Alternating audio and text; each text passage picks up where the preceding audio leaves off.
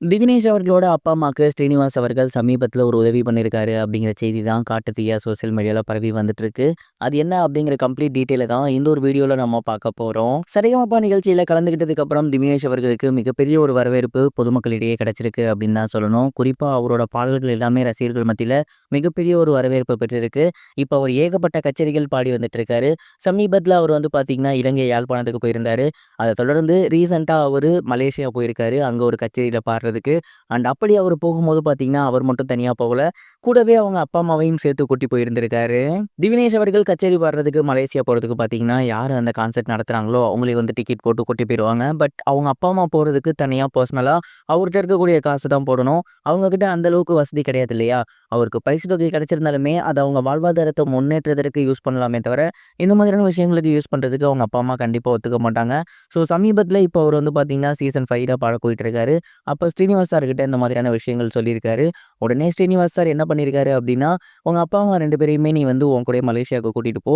அவங்களுக்கு டிக்கெட்டுக்கு என்ன செலவாகுதோ up and down 2ம் சேர்த்து நானே குடுத்துர்றேன். அண்ட் இது வந்து எனக்கு மிகப்பெரிய விஷயம் கிடையாது. பட் உனக்கு இது மிகப்பெரிய விஷயம். கண்டிப்பா நான் அத பண்ணுவேன்." அப்படிங்கிற மாரி சொல்லியிருந்திருக்காரு. அண்ட் சமீபத்தில திவினேஷ் அவர்கள் அவங்க அப்பா, அம்மாவோட மலேசியா போயிருந்தாரு. அதற்கு மிக முக்கிய காரணம் ஸ்ரீனிவாஸ் சார் தான் அப்படிங்கிறது தெரிய வந்திருக்கு. ஆரம்பத்தில இருந்தே அவர் திவினேஷ்க்கு என்ன ஹெல்ப் வேணும்னாலும் சொல்லு அப்படின்னு சொல்லிட்டே இருந்தாரு. அவர் வந்து பார்த்தீங்கன்னா, ஸ்டார்ட்டிங்கில ஒரு ஃபோன் வாங்கி குடுத்திருந்தாரு. அதுக்கப்புறம் அவங்க அப்பாவுக்கு மில்க் வேன் ஒண்ணு வாங்கி குடுத்திருந்தாரு. அத தொடர்ந்து இப்ப அவங்க ஃபர்ஸ்ட் டைம் வெளிநாடு போறதுக்கு ஃப்ளைட் டிக்கெட் அரேஞ்ச் பண்ணி குடுத்திருக்காரு அப்படிங்கிறது தெரிய வந்திருக்கு. இந்த செய்திகள் எல்லாமே இப்ப சோசியல் மீடியால பயங்கர வைரலா போய்க்கிட்டு இருக்கு. நெறைய பேர் வந்து ஸ்ரீனிவாஸ் சாருக்கு வந்து வாழ்த்துக்கள் சொல்லி வந்துட்டு இருக்காங்க. அதே நேரம் திவினேஷ்க்குமே வந்து வாழ்த்துக்கள் சொல்லி வந்துட்டு இருக்காங்க. இந்த ஒரு செய்திய பத்தி நீங்க என்ன நினைக்கிறீங்க?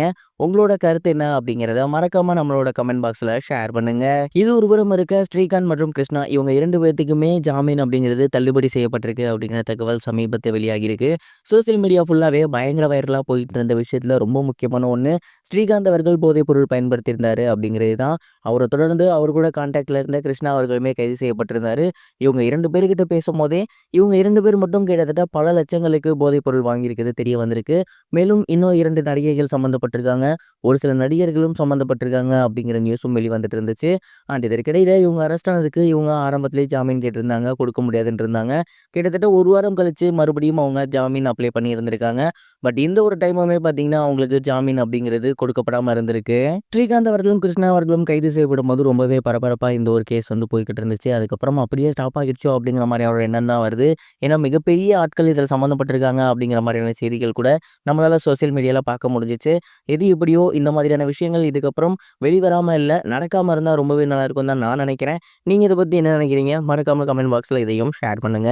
இதுவரைக்கும் கனெக்டிங் டிவிக்கு சப்ஸ்கிரைப் பண்ணனா மறக்காம சப்ஸ்கிரைப் பண்ணிக்கங்க. உடனடி அப்டேட்ஸ் பெறுவதற்கு நோட்டிஃபிகேஷன் பெல்லையும் கிளிக் பண்ணிக்கங்க.